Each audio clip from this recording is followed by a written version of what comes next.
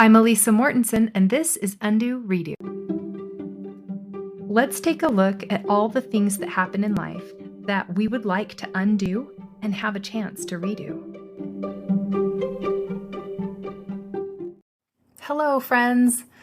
Welcome to this next episode, Basics number 4. If you haven't yet, go back and listen to Basics 1, 2, and 3, and in there I shared my story as well, if you're interested. I'm calling this episode The Ugly Gap because we spend most of our brain power here. Our mind is comparing constantly. It's what we are doing now versus what we should be doing. We hear a story and we measure ourselves against it. We see a picture, we meet someone new, we automatically just measure ourselves up against them. The gap between what we are and what we have now is always placed in comparison to what we see going on around us and in the lives of others. Might I say, welcome to being human right here. Allow yourself to do this and just notice it. Own and embrace the fact that your focus is mostly on what you're lacking or what others lack around you. And the truth could be that you don't like eating healthy food, so you don't look like that. What if the truth is you love staying up late, so you're not rested, and your favorite is sleeping in? That humans evolve is by identifying the possibilities, okay? Nobody goes from family relationships are so hard and difficult to, I can't wait till the next time we get all together and we can just sit down and chat. You know, you can't go from, I hate the way I look and how I feel to, I love how I look and the way I treat myself. There's a gap. That's the gap I want to talk about. It's just not believable. Try this one out. Raising kids through their teenage phase is fun and rewarding. That's a huge ugly gap. So if the way humans have evolved is by identifying the possibilities that don't exist yet, let's think about how flight came about, or cars, or the Bitcoin. Something that you can imagine new comes from a future. So something you can imagine for yourself also comes from your future, because that's the only place where it's found, where you already have it. Okay, and maybe this is a little far-fetched. Stick with me. It's just creating a sentence in your brain, a believable one. I'm not talking about a daily affirmation. If you don't truly think you're beautiful, I don't expect you to go to the mirror daily and tell yourself you're beautiful and you're precious and you're amazing, because your brain's onto you and you might know that that's not something that is believable for you.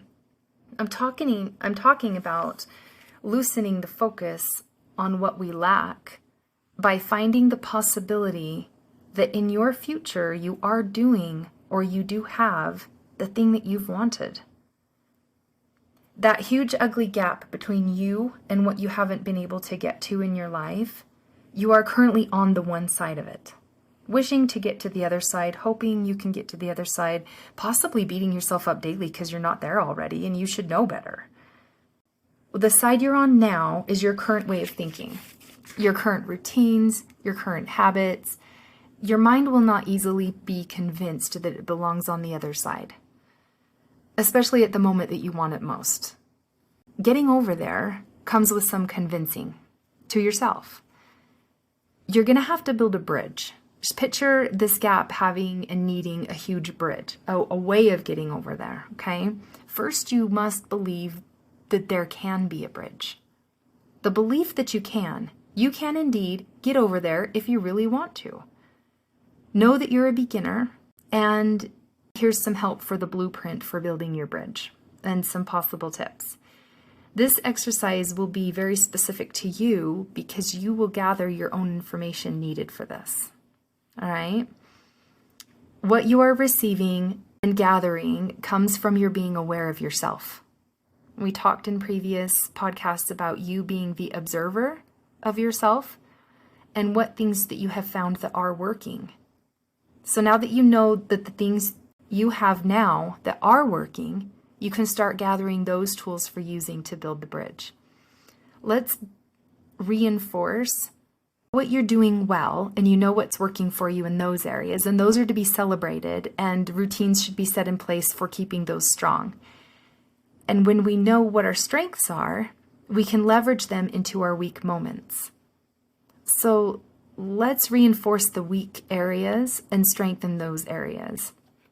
What is something that you could add to reinforce it? Like an example would be writing down a plan, a small, doable plan.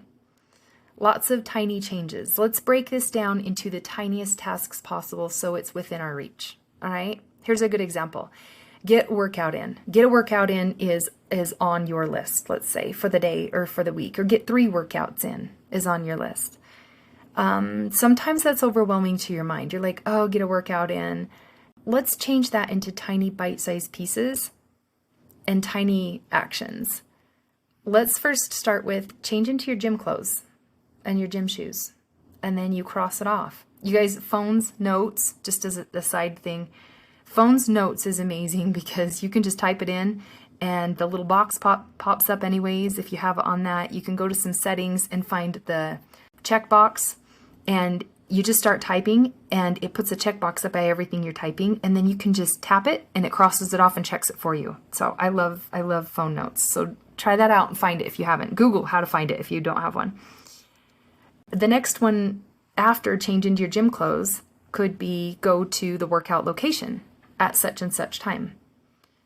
Now, it could be just going outside because you're going to go for a walk. It could be driving down the street to the gym, so you got to get in the car, start it, drive down there, get out and walk in. It could just be going to the basement because you have some equipment like a treadmill or an elliptical. You can tap those and cross them off or I'm a paper and pen girl. I do love to just cross things off. If you're doing a walk or if you're doing a cardio on a machine, or pick up weights 3 different times for 10 counts each. And you just write down. This way, it is so simple. It's so simple that we can't not make sense of it. Our brains, they don't know how to deal with the huge, ugly gap sometimes, and say working out is one of them. We show it how to. And you can make this applicable to any task that you need to do in your life when you're caring for someone, or if you have to show up for responsibilities if our brains don't know how to deal with a huge ugly gap, we show it how by breaking it down into the most simple steps, because that way it's not overwhelming. Our brain doesn't try to avoid it or have dramatic responses to it. Other tools to gather are knowing what gets us off track. If you have to leave work early every Monday to drive a kid or an elderly parent to, a physical therapy rehab or an appointment or a practice of some sort, you can foresee that it being a problem for your job that you have to leave early every Monday. So you put in place going in an hour and a half early every Monday morning and getting work done. And that way you're ensuring that it's an easy transition for you to make to leave early, and it doesn't add up as the weeks go on in negative effects in your work. In this way, foreseeing what comes up for you that gets you off track, maybe it's that your clothes aren't clean or washed and you need to make special effort to do your laundry, but you can anticipate the things that will come up or cause issue for you, and you can plan for those things. We're smart and we all know what throws us off. We've spent hundreds and thousands of hours of knowing ourselves and the excuses we make in our minds. Another example is if you know that eating late at night is a go-to for you, and that is something that you're looking to change or stop, and you'd like to be on the other side of that, you can put a note in the kitchen, on the fridge or the pantry door, saying, "You're just tired, you're not hungry. Wait till tomorrow," or whatever speaks to you. Maybe you could put something about, "This is not biological hunger, this is emotional hunger." And so you're putting support there for yourself in the place that you need it as much as possible in order to build this bridge. These are all ways to build the bridge to get where you need to be. Closing this ugly gap and getting over to where you have always wanted to be is a time and mind controlling. It's just a redirection of the thoughts that you have. And nothing you've done has been working till now. If that's the case, let's undo that and redo it in a new way.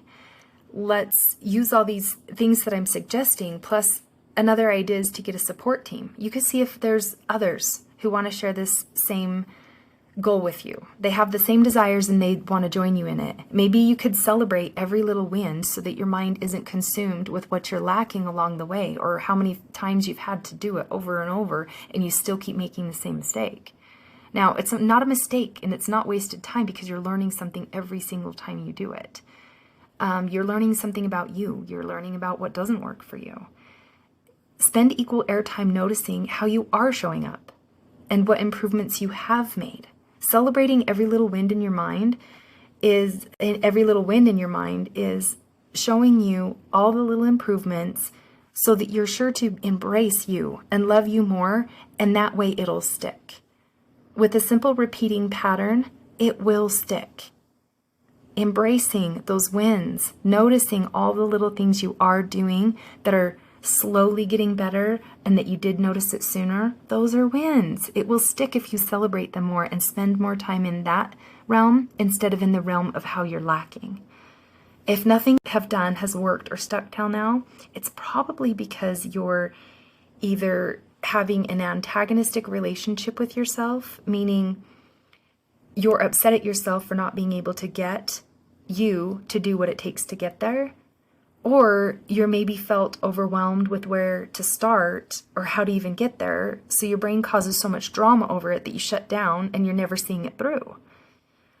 Imagine not needing self-discipline or willpower again to get you where you want to be, because you can choose to be there. And you can make all those times that you fail not mean really anything other than you failed. How long does it take to build a bridge to get to the other side? This will depend on your level of commitment to it.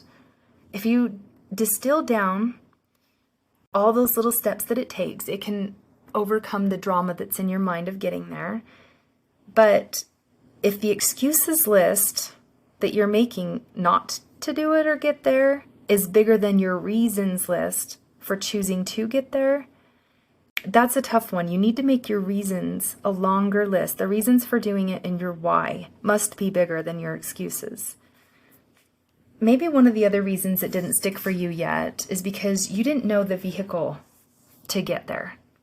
That it's compassion and willingness to fail. Maybe you never knew that you thought it took grit and the grind and really punishing yourself to get there. And you didn't know that if you just let go of that and used compassion and were willing to fail hundreds of times, that was the vehicle to get you there.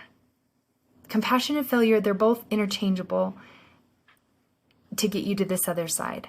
So herein lies your redo. Loving your little bits of your mind change.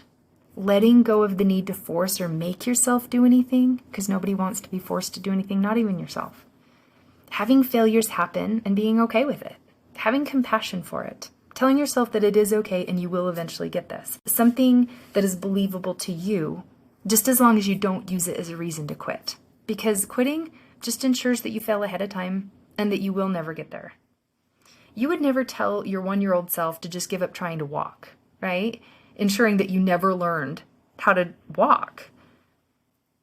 The process of getting up and trying again, that's how we gain the muscle and the practice needed to be able to get there.